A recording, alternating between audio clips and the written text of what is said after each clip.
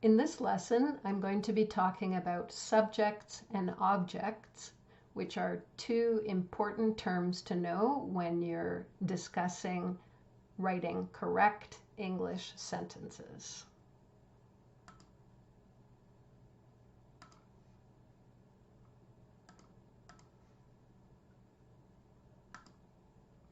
Another important term to know when you're talking about grammar is syntax. And this word means the correct order for words to go in a sentence. So if you look at this picture here of a necklace, you can see there are some beads on a string, and the beads are organized in a specific order. We have a soccer ball, and then a gold star, and then a baseball, a blue bead, a green bead, a red heart. So in the same way that these beads are organized in a specific order, your words in a good English sentence need to have correct syntax. They need to be organized in a specific order. This one first, this one next, this one after that, etc. So when we're talking about syntax, the organization of words in an English sentence, one of the important terms to know is subject. So the subject of a sentence is the noun that is doing the action. So if we look at this example here, birds fly, birds is the subject. It is the noun, remember a person, place, or thing, that is doing the action, the verb, which is fly. So who or what is flying? The birds are flying. So the subject of the sentence is the noun that does the action. In most English sentences, the subject comes before the verb. There are a few exceptions, but in the majority of the cases, in an English sentence, the subject comes before the verb. And this is important to know because in many other languages, you can put the subject in a different place. But in English, it's really important to put the subject before the verb. And some sentences only have one subject and one verb. So I've had a lot of students in the past tell me that an English sentence must have a subject, verb, and an object, but that's not actually true. Many sentences have only a subject and a verb, such as fish swim.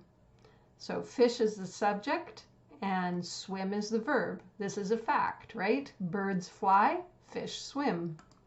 Here's another one. People danced. What did they do last night? Well, people danced. People is the subject, danced is the verb. My husband runs, that's his hobby. The sun set.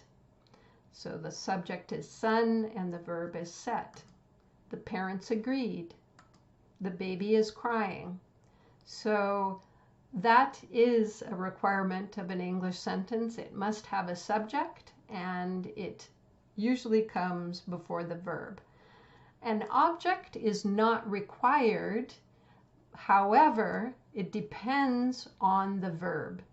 Some verbs must have an object to have a complete idea, but not all of them. Remember the examples we saw on the other slide. So with those verbs that require an object, we need an object because we need to show who or what was affected by the action in order to understand the meaning of the sentence. And in most English sentences, that object, if we have an object, it comes after the verb. So here's an example for you. She opened.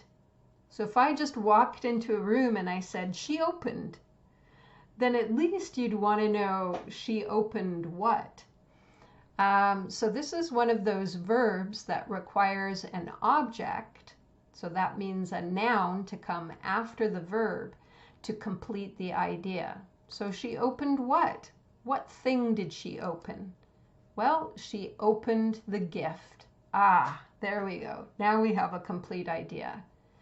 So the gift is the object. It comes after the verb, and we need that object to complete the idea. Here's another one. The girl likes. So again, we'd be saying the girl likes what? We need that object to complete the idea. The girl likes the chocolates. So in this sentence, chocolates is the object. So the subject comes before the verb. The girl is the subject. The girl is the one doing the liking. She likes. She likes what? The chocolates. That's the object. Okay, so let's see if you understand this idea of subjects and objects.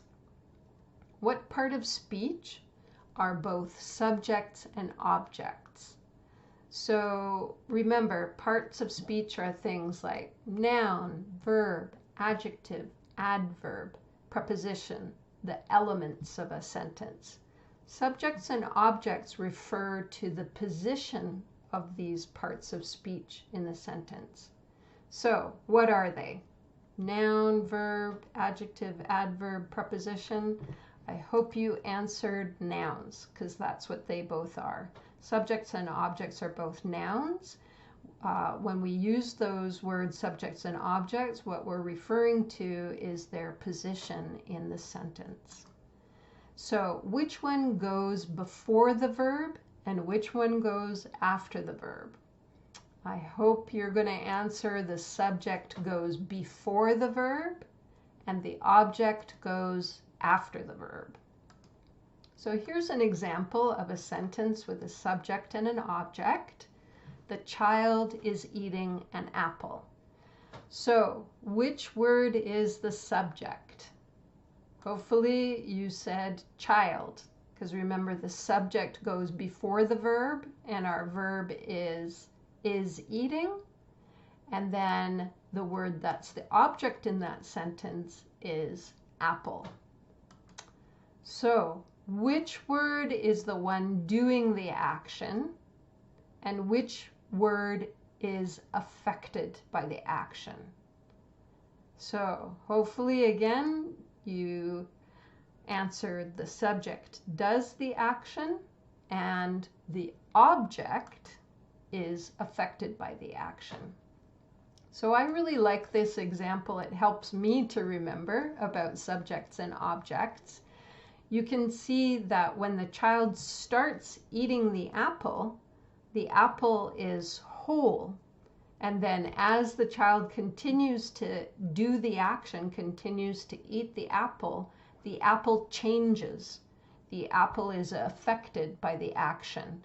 And so you can see at the end, the apple is just a core. So remember that objects change. They are affected by the action. The subject does the action and the objects are affected by the action. So this information about subjects and objects and about syntax is important for writing good sentences. So to write a good English sentence, you need to have at least 3 things. First of all, when you're writing, you have to have a capital letter at the beginning of your sentence and a period at the end. And this is important because the capital letter lets the reader know where the idea starts, and the period at the end lets the reader know where the idea finishes. The second thing that your sentence needs to have is it needs to have at least 1 subject and 1 verb. Okay, and then finally it needs to have a complete idea. So you can't be left thinking, I don't really understand what's going on here.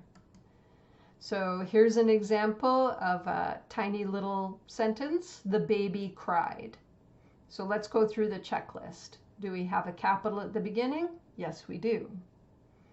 Do we have a period at the end? Yes. So we know where the idea begins and where it ends. Do we have a subject? Yes, we have the baby. Remember, a subject is a noun. And then do we have a verb? Yeah, cried. That's the action. All right, and then do we have a complete idea? Yes, we do. We don't need an object here. We know exactly what's going on. The baby cried. We don't really need any more information to understand the situation. So let's see if you guys can apply what you learned. I want you to decide if these are sentences or not. So here's the first example. He is studying. All small letters, all lowercase letters. Is this a sentence? No, it's not. And the problem here is we do not have a capital letter at the beginning and we do not have a period at the end. Talked about our homework. Is this a sentence? Yes or no? Again, no, it's not a sentence. And the problem here is that we don't have a subject. So we do have a verb, but we don't know who or what did the action. Who talked? We don't know. So there's no subject, so it's not a sentence. She made. Is this a sentence? Again, no. So the problem here is that we have an incomplete idea. We need to know what she made. She made dinner, she made a friend, she made the bed. So unless we know what she made, unless we have the object, we don't have a complete idea. So remember, not every sentence requires an object, but with some verbs we do need that object to complete the meaning. And then finally, the dog is sleeping. Is this a sentence? Yes or no? Yes, we finally have a sentence. So let's go through the checklist. Do we have a capital at the beginning? Yes. A period at the end? Yes. Do we have a subject? The dog. Do we have a verb? Is sleeping. Okay. And do we have a complete idea? Yes. We're not left wondering what's going on in this situation. We know what is happening. All right, so now we're ready for our summary. In summary, syntax means the correct order for words to go in a sentence. Both subjects and objects are nouns, and they go in specific positions in a sentence. So a noun is a part of speech, but the words subject and object refer to syntax, the organization of the words. So subject lets you know the position of these nouns in a sentence. The subject goes before the verb, and it is the one doing the action. So in the sentence, the baby cried, baby is the subject because it goes before the verb, and it is the noun that's doing the action. The baby is the one doing the crying. Some verbs, but not all verbs, require an object to complete the idea in a sentence. And if there is an object, it comes after the verb, and it is affected by the action. So he ate an apple. The object is apple. How do we know that's the object? Because it comes after the verb ate, which is the action, and it is affected by the action. So after somebody eats an apple, the apple is different. The action changes the object.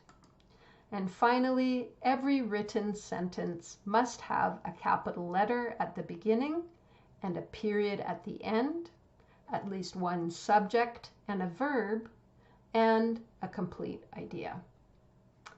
Okay, so I hope you found that introduction to basic English syntax helpful, and I wish you luck in writing good English sentences in the future.